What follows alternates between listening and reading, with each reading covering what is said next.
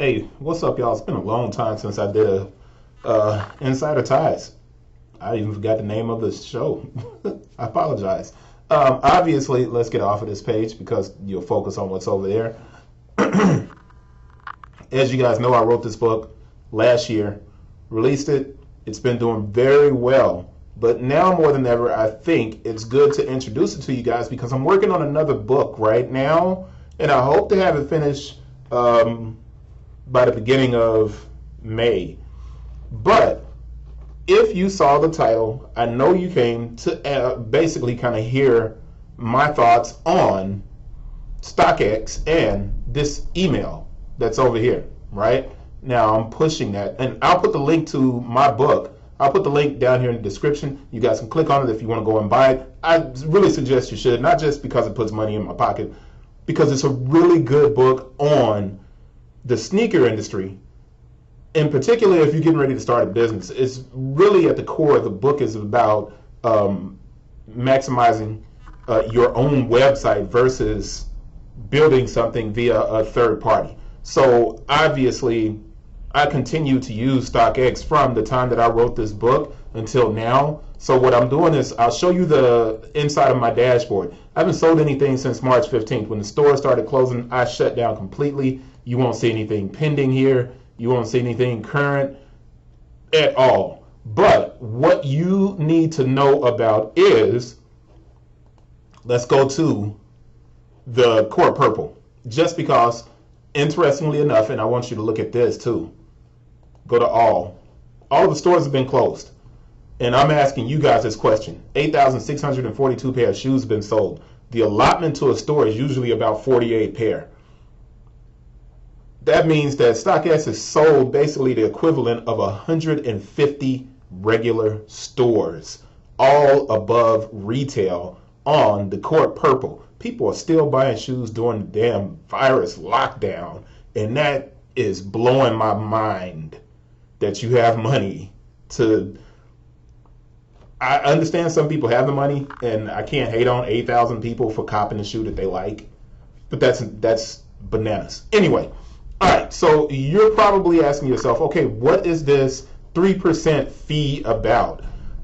In the book, and I keep going back to the book, because I said that StockX was going to go one of two ways. StockX was going to be either acquired, but it's $1 billion valuation now, and I don't necessarily know if you can acquire something that has $1 billion valuation unless you're Nike, or StockX is going to move towards an IPO. I said that in this book, and then I kind of reaffirmed what I was talking about in regard to the way StockX is moving. Now, we see that the core purple is listed at X price. So if I wanted to buy this shoe, I would go in, I would pick my size, which is a size 13, right? And I would go in and I place a bid, and let's say I only want to pay retail.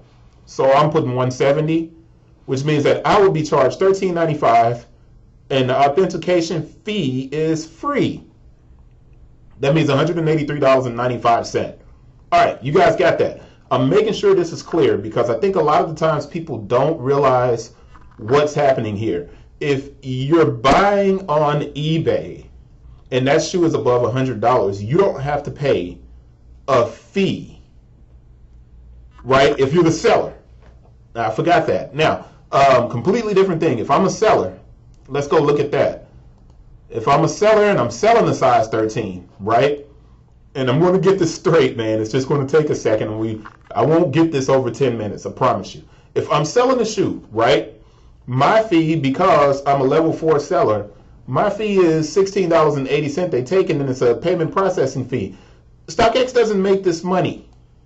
All right, you guys are like, you look at StockX and you're like, oh, you guys are making a killing, blah, blah, blah. No, StockX has been operating at a loss since it was born. It's been operating at a loss because they have so much money from investors. They've been able to operate in that way. But as a company begins to move towards potential IPO, they have to show the generation of income. Some instances, they don't show income, and they can take a loss for years, and then they can still IPO and be worth a ridiculous amount of money. But if you look at the real, and you see what's happened to their stock prices, through the floor. And that's because, like StockX, the real, neither company owns any inventory. So let me come back here and show you this.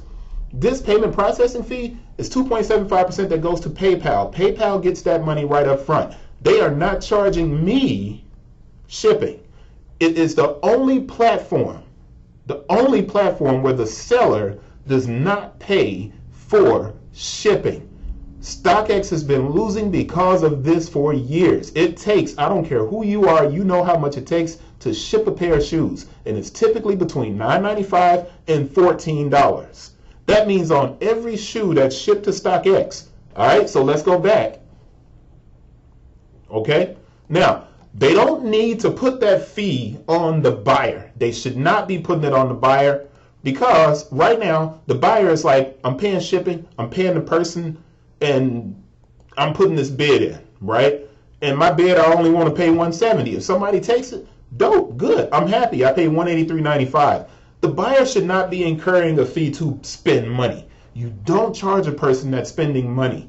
StockX is trying to find that money that they've been losing on shipping. Understand what I'm saying? Here's a company that is $183.95 if I win this bid at $170. $13.95. That's the payment that the buyer paid to StockX to get their shoe. $13.95. All right. Now you got that $13.95. Let's come back and go over here. And if I'm the seller, remember, I'm selling it and they charge me $16.96. Okay? They don't charge me shipping, and StockX is getting hit with a $6.36 fee. You guys got that? They don't charge me shipping. I package the box, I ship it out to StockX. That $13.95 has been eaten up that the seller paid for shipping. StockX has to then ship the shoe to the customer. Do you guys hear what I'm saying here? Do you get what I'm saying here? That second shipping at $12, right, eats into what? This. StockX makes basically $4 on this shoe. A business cannot operate in that fashion for all of these years, because those margins are nothing. Especially when you consider, I said in this book that my sales had started trending down. I was originally on my sales on, let's go to my account so you guys can see, on 11,573 pair. Originally, the first year I was on, my average transaction was 170. My average transaction dropped all the way down to 119 now. So on this $1,500,000, you see I stopped short and didn't get 500,000. That's what the deal is. So if you're wondering why this is happening, it shouldn't be happening in this way. StockX could easily fix their problem if they simply did what anybody else does and charge me for shipping. And I know somebody out there is like, dude, shut the fuck up. I'm just saying, man, therein lies the thing. They can fix it on our side. That's it. I'm going to wrap it up because it's going to run over time. See you guys on the next one. I don't know when that'll be. I'm just happen to be in the office. I don't have any employees, so I'm here by myself, so don't worry. I got my mask. Good. Not going to rob anybody, but I can bang on somebody right now if I want to. I'll see you guys on the next one. Peace.